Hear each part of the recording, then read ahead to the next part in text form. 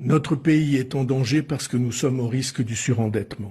Objection. Surendettement. Alors, monsieur Bayrou, la France, c'est pas comme un particulier bloqué chez Cofidis. Oui, on traîne une dette énorme, 3200 milliards d'euros, soit 113% du PIB. Mais il faut se rappeler d'une chose. Les États-Unis sont à 122%, le Japon, il a plus de 260%. Et il y a personne qui dit qu'ils sont en faillite. Non, le vrai problème, c'est la gestion. En 2025, rien qu'en intérêt de la dette, on va lâcher 55 milliards d'euros. Pour faire une comparaison, c'est plus que tout le budget de l'éducation nationale. Et ça, c'est malgré le fait que la France soit le pays le plus taxé du monde, avec 45% du PIB qui est prélevé chaque année. Salariés, patrons, tout le monde passe à la caisse. Mais le résultat, c'est quoi? Des urgences qui ferment, des routes défoncées, des services publics qui sont à bout de souffle, et un déficit qui souffle toujours à 5,8% du PIB. Il faut pas oublier une chose, l'argent, il existe. Dans les niches fiscales inutiles à 88 milliards, dans les agences fantômes qui coûtent 77 milliards, la fraude à la TVA qui fait perdre 25 milliards par an. Déjà, rien qu'avec ça, on a de quoi reboucher une bonne partie du trou. Ajoutez à ça les projets publics ratés comme Flamanville, 19 milliards. Accessoirement, le train de vie de nos élus, à plus d'1,5 milliard.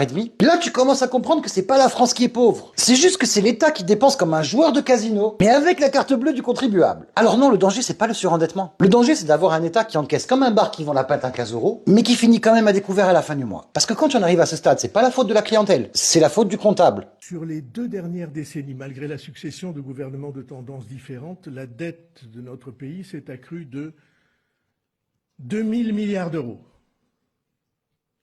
1000 milliards entre 2005 et 2015 et 1000 milliards entre 2015 et 2025. Alors oui, la dette a pris 2000 milliards en 20 ans. Mais dire ça sans contexte, c'est trompeur. Parce que entre la crise financière de 2008, le Covid en 2020 et la crise énergétique de 2022, évidemment que la dette elle a gonflé. Le vrai scandale, c'est pas d'avoir emprunté en pleine tempête. C'est qu'entre les crises, aucun gouvernement n'a eu le courage de remettre le pays à flot. C'est toujours la même recette depuis 20 ans. On augmente les impôts, on distribue les chèques, mais on n'affronte jamais les problèmes de fond. Pas de forme, de fond. Résultat, on est le pays le plus taxé du monde à 45% du PIB, la dette publique double quand même, et les services public se dégrade. Le dénominateur commun de cette déchéance, de gauche comme de droite, c'est que c'est toujours la même logique. Plus de dépenses, plus de taxes, et zéro vision à long terme. Vous gérez la France comme un étudiant qui révise la veille de son examen. Ça bricole dans l'urgence, on achète du temps, mais on soigne jamais la plaie. Et après 20 ans de cinéma, on voit le résultat. 2000 milliards de dettes en plus, et toujours aucun cap sur le long terme. Monsieur le ministre, au-delà de ça, ce que je trouve vraiment inquiétant, c'est qu'Anonyme comme moi arrive à pointer du doigt le problème alors qu'il y a des ministères qui sont payés une fortune pour le faire. À partir de là, il y a deux solutions. Soit ils sont nuls, soit ils sont malhonnêtes. Alors monsieur Bayrou, l'État, est-ce qu'il est incompétent ou manipulateur? Bisous.